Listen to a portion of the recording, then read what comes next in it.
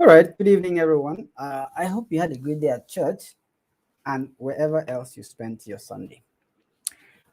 So, today I promised that I was going to talk about football, and I hope it makes sense to everyone who's going to listen. As usual, I use a presentation, and I'm just going to start off with that.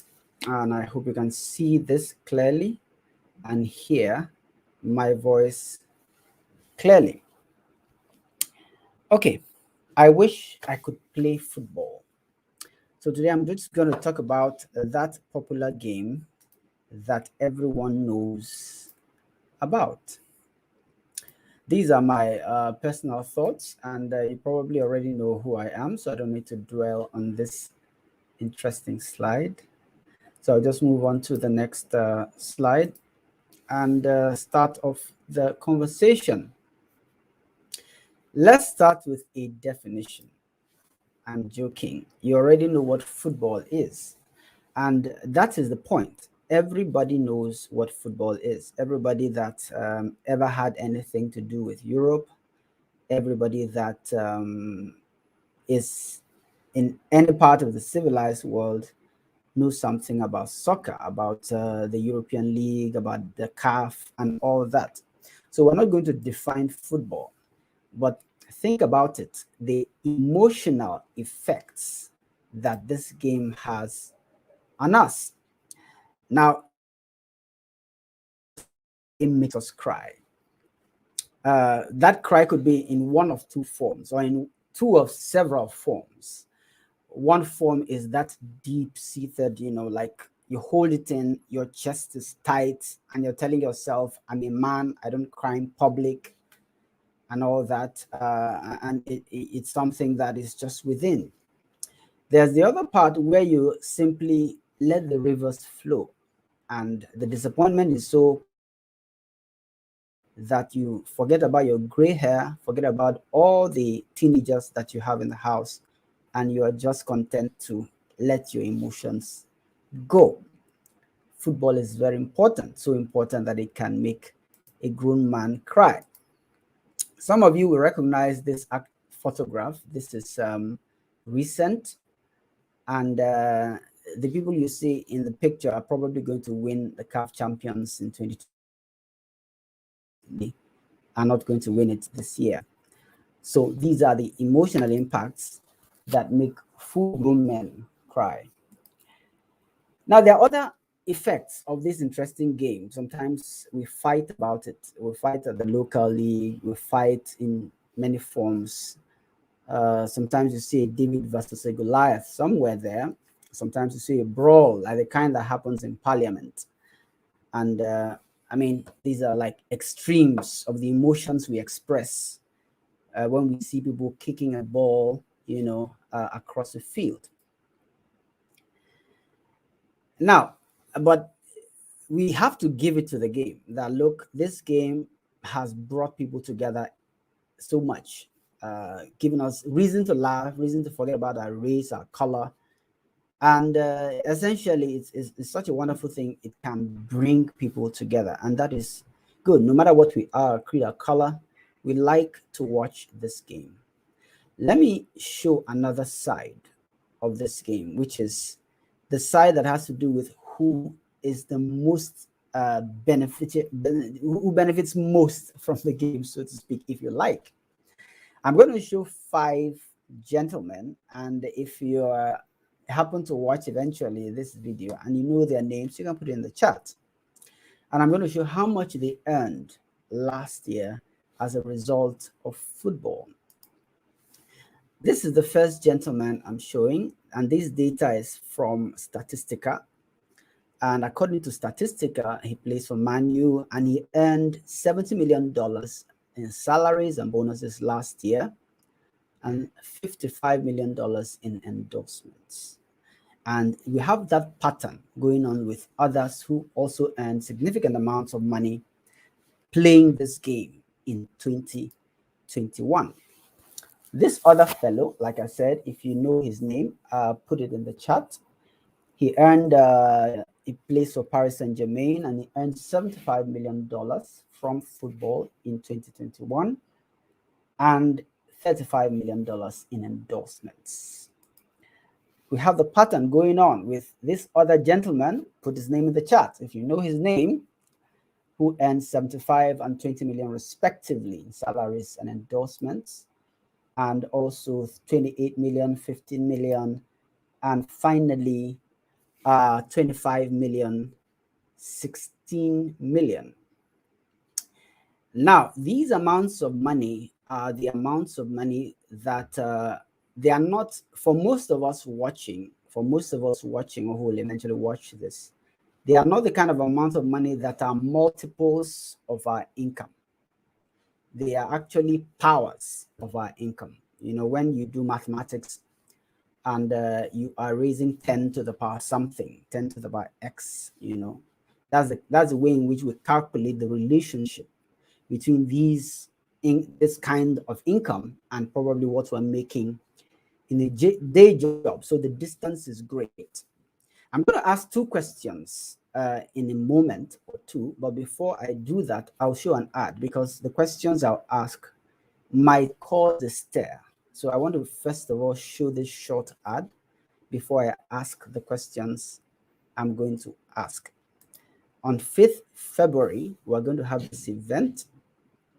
I want you to see it while you're still happy with me. So we're going to have 5 speakers, and they're going to talk to us about small business, the macro elements that impact small business. If you know somebody who will benefit from this, don't hesitate to share it with them. Now, let me ask my questions. The first question is, you've seen the background where I started from. The people that we are watching, they earn money in millions of dollars. The question becomes, how much did you earn in 2021 total? And the second question is, are you still going to watch football in 2022? I don't know the answer to the first question, but I can imagine the answer to the second question is yes. And the reason is simple. The reason is not that, it's not that you want to repeat your cycles. I mean, I'm sure that's not the reason. There are a few reasons I can postulate, you know. The first thing is that as humans, we know our limitations. As much as we would like to earn $70 million per annum, we probably, most of us, cannot play football as well as Ronaldo. As much as we would like that income, we probably may not want to do the kind of physical exertion it takes to get to that level. Number two, we accept that it's okay for 1 or 2 people in our environment to shine, while the rest of us simply glean off their successes. There are many people whose livelihoods are dependent on the scale of these high net worth individuals who are playing a piece of leather around a pitch. The third point is that we often do not measure the benefits of our engagements in this world only by their financial value. If that were so, then we would have no business watching people earn millions of dollars, you know, and be content with clapping for them. We'll be running around looking for how we can earn our own millions. But we don't measure everything in this world simply by how much it generates for us. There are certain kinds of satisfaction that cannot necessarily be quantified in monetary terms. So we accept that as people and we live with that. Now think about each of these famous people and other famous people like this gentleman I watched this morning. Nice haircut, great suit, nice tie, an awesome pen, and so on and so forth. Well groomed. I often think about such high net worth individuals who does their car insurance, licenses, haircut, etc. There are people around them that have to do these, in quote, mundane tasks. The question is, are they more important? Are those people not as important as they are? The answer may not be yes. The answer is probably those other people are equally important in their own right. Whatever level at which they are operating, the point is they are adding a certain level of value to the people that we see on the screen. The people that have the fame and fortune have people who are supporting their lives in order for them to keep being famous and, in quote, fortunate.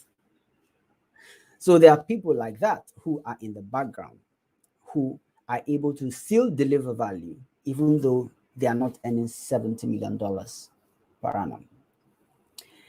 Now, there are 3 points I want to drum home with this story. The story of the footballers, the story of those who are supporting them in the background, the story of a sense of value, whether it is simply monetary or otherwise.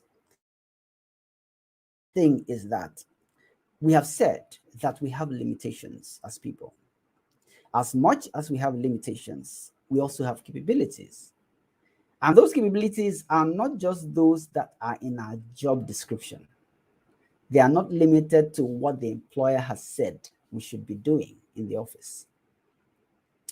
And the value of what we offer as human beings in this world is not limited to how much it generates in terms of money. There are certain expressions of ourselves that give us a certain sense of worth that is beyond how much we earn from it. And the third point is that we will always be uncomfortable when we confine ourselves to a job role that limits the expression of ourselves to what the employer defines.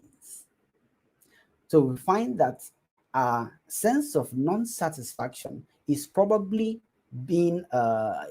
coming from the fact that we are not fully expressing ourselves. Everything we're doing is about making money. We are operating at that bottom layer of Abraham Maslow's pyramid that says, how can I get something to eat? How can I feed my family? What is this worth in terms of money? But we see that when we look well, remember I started with why do we watch football?